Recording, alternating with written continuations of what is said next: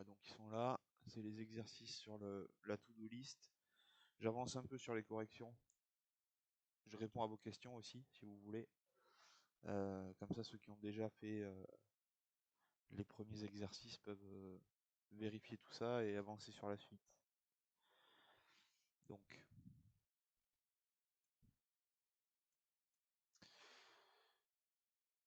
j'ai récupéré sur ce site-là. Je vous mets l'adresse sur le Discord.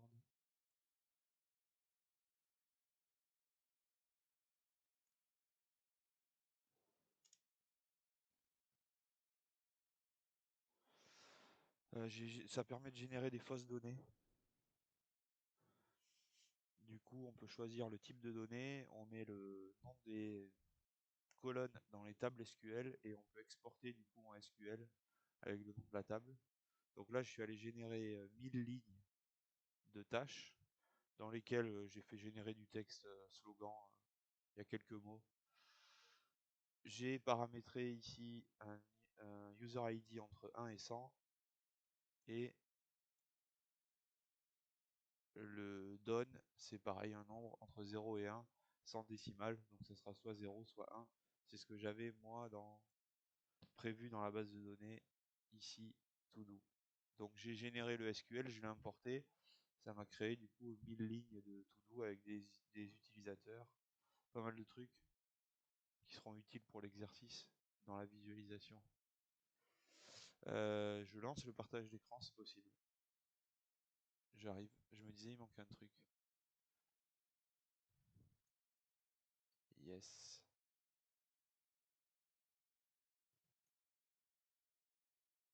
Voilà. Donc le site que je vais vous montrer, c'est celui-là.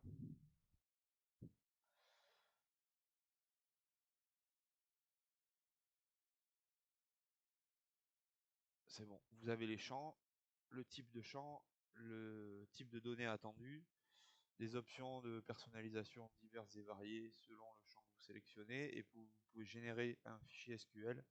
Donc je l'ai fait ici pour les tâches, je viens de le faire pour les utilisateurs. Donc j'étais en train ici dans PHPMyAdmin de supprimer la table users parce que dans importer, je dois avoir un fichier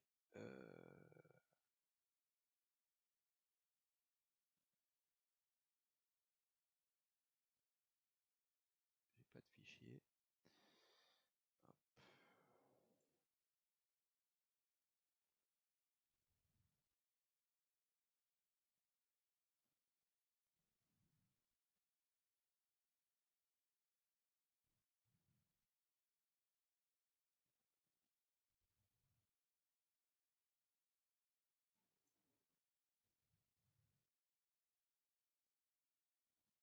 Voilà, fichier users.sql. Je vais l'exécuter. Il va me recréer la table. C'est parce que j'ai coché la case. Et il va me mettre exactement ce dont j'avais besoin. Donc là, j'ai fait générer des usernames, des mots de passe avec 3 chiffres. Comme ça, ce sera plus simple au niveau des tests. Et puis un email et un rôle. Parce qu'on pourrait aller jusqu'à, sur ce to-do là, faire un truc d'admin. Si c'est 1, c'est admin, si c'est 0, c'est utilisateur normal. Ou alors activation du compte avec le rôle qui est sur 0 de base et on envoie un email. À ce moment-là, il faudra renommer les emails. Il faudra qu'on le voit aussi, ça, l'envoi d'email en PHP. Donc, je suis sur mon localhost, PHPMyAdmin, tout est lancé. Je peux m'attaquer du coup à ça, installer la base de données To-Do. C'est ce que je viens de faire. C'est créer une base de données, faire importer, choisir le fichier SQL et faire exécuter. Et si tout se passe bien, on a les données qui rentrent comme il faut. Si ça se passe mal, c'est que peut-être vous étiez déjà dans une table, vous avez fait importer dans une table alors que vous voulez importer une base de données. Soit vous modifiez ici dans le fichier SQL un peu ce qu'il y a. soit vous copiez-collez certains morceaux de ce fichier SQL vers l'onglet SQL, c'est possible aussi. Là, vous collez ici et vous faites exécuter, pareil, toujours pareil. Soit vous vous déplacez dans les dossiers pour remonter sur la base de données, ou alors peut-être que vous essayez dans la base de données d'importer les données d'une table alors que la table n'existe pas. De toute façon, vous aurez une erreur ici en SQL.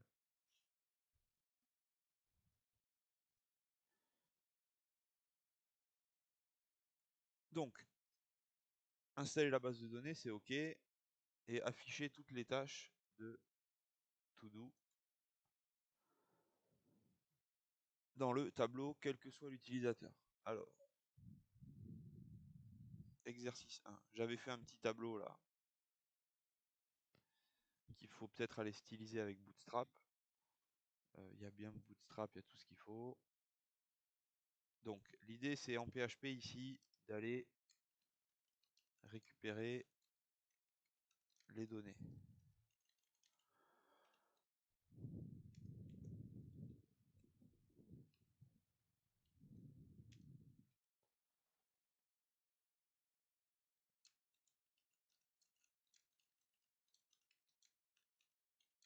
On va les stocker dans un tableau. Et ici, dans le tableau, donc ça, c'est l'entête T-head, c'est l'entête du tableau, on n'y touche pas, mais dans T-body, ici, on va faire une boucle.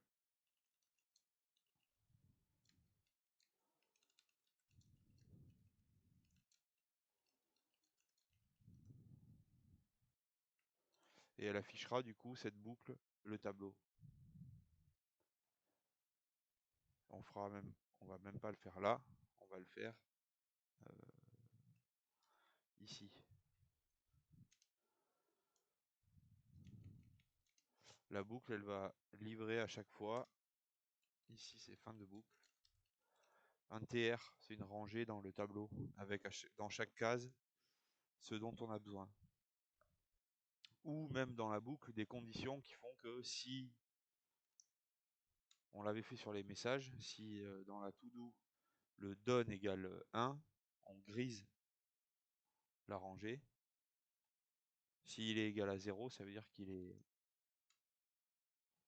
non traité, on met le fond blanc.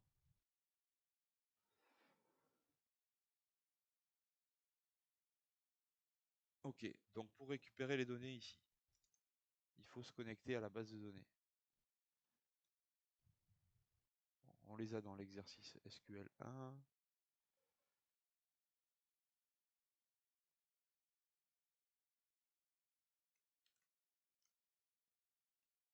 Donc je récupère la connexion à la base de données. Je vous l'avais dit, si on migre le projet ailleurs, ça va changer. Mais cette connexion, elle reste, si votre serveur il fait du PHP, cette connexion, ça reste la même chose. Ici, par contre, il faut qu'on change le nom de la base de données. On va plus chercher là-dedans, on va chercher dans To-Do. Identifiant et mot de passe, ça ne change pas. Et ici, normalement, on arrive avec cette variable à se connecter.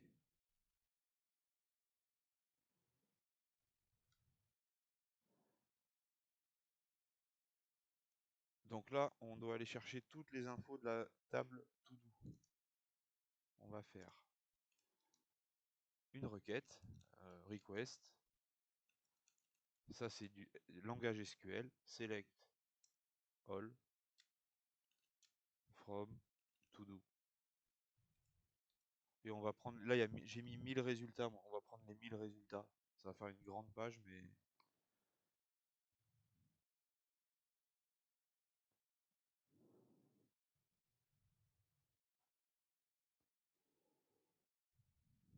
après on va faire ça. Toujours les mêmes lignes de code. Donc ici,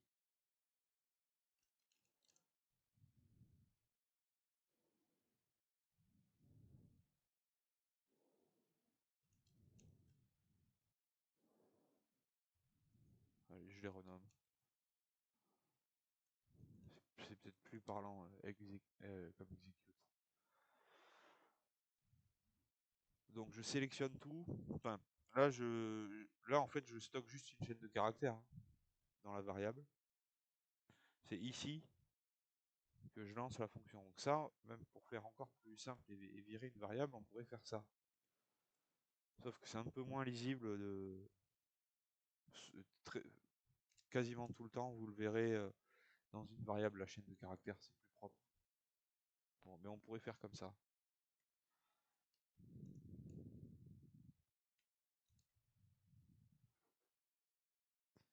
On exécute la requête, on stocke les résultats dans res.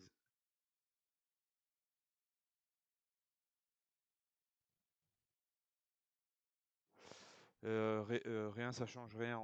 Si on met ici là les infos, ça change rien. Mais c'est plus embêtant à modifier. Mais on pourrait l'écrire comme ça.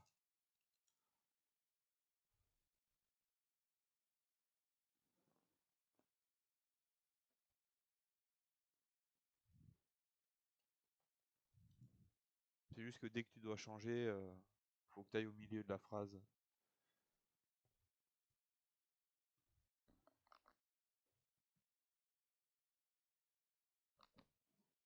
Alors, là, je le fais en très explicite, c'est les résultats qui sont stockés.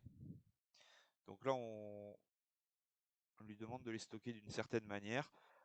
On peut charger le doctype. On a toutes les infos de ce qu'on devait récupérer. Et ici, on peut lancer notre boucle. Donc en PHP, on va faire une boucle for qui va démarrer ici. Et je vous l'ai dit, la fin de la boucle, c'est juste après la fin de la rangée. Ça va générer du coup une rangée à chaque fois. Une rangée en HTML. Et ici, hop, fin de la collade.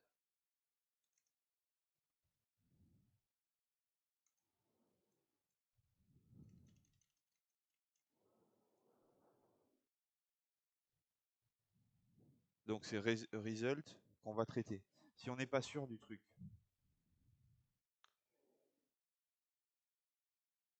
si on n'est pas sûr, je mets ça en commentaire juste en attendant une petite minute. On fait un print R de result. Quand je vais aller voir ma page, déjà je vais pouvoir voir si est-ce que j'ai récupéré quelque chose. Est-ce que tout ça a bien fonctionné? Est-ce que j'ai quelque chose dans le résultat? Donc, j'y vais.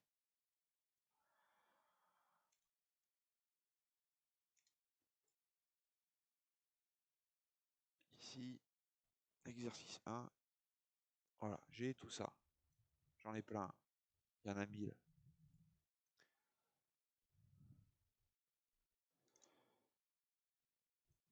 Pareil, on avait vu si on veut vraiment l'afficher en plus propre. On met une balise près avec echo.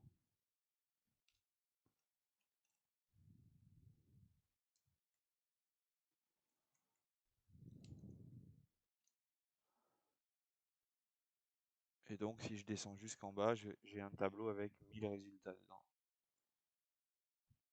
J'ai ID, task, user ID, done, j'ai tout ce qu'il faut pour aller générer le tableau. Ça, je me le garde en commentaire au cas où.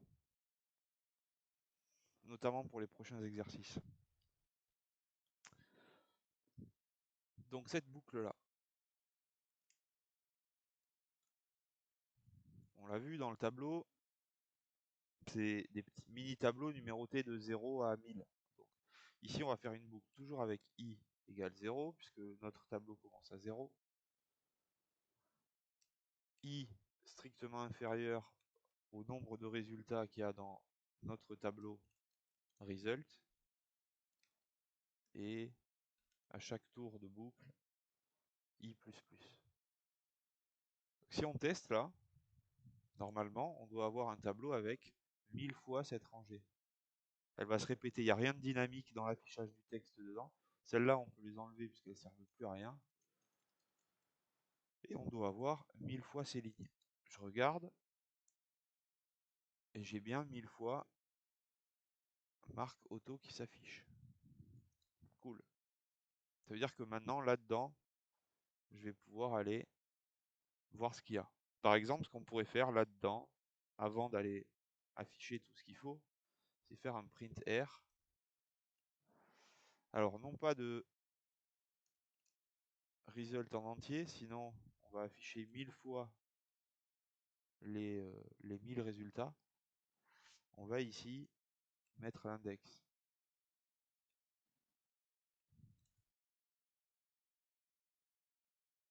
Parce qu'il vaut mieux afficher 1000 fois un résultat que afficher une fois 1000 résultats.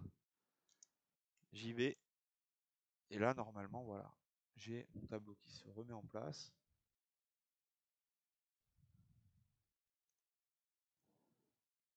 C'est un print R, donc il est passé au-dessus des rangées. C'est pour ça que les rangées c'est pas intercalé. Si je fais un echo, il va me dire qu'il peut pas afficher un mini tableau. Donc, je vais me servir de ça pour aller afficher les infos qu'il y a dedans.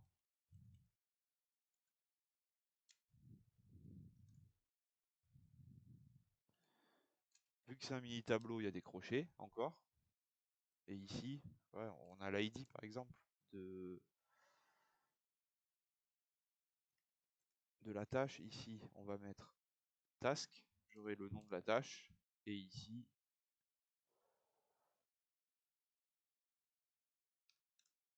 ID user.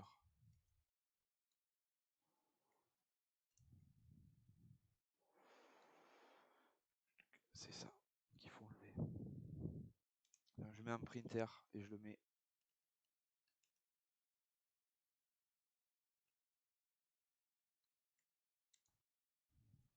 en commentaire.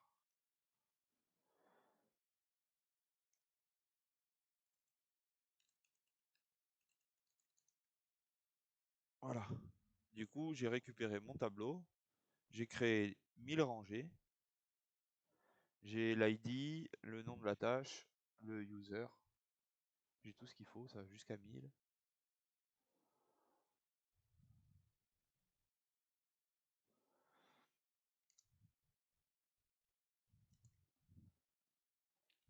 Exercice 1, contrat rempli. Contrat rempli.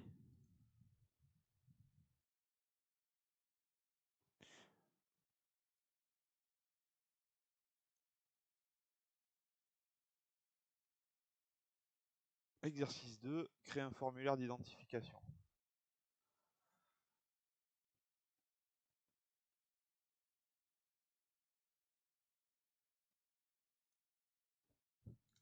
Alors, exercice 2. Donc dans l'exercice 2, par contre, on n'a plus nos données dynamiques. On va mettre le formulaire en dessous. Et à un moment donné, il va falloir qu'on compile tout pour essayer de tout avoir au même endroit que ça suive au niveau des exercices. Donc, peut-être qu'on va reprendre l'exercice 1 et le coller sur l'exercice 2.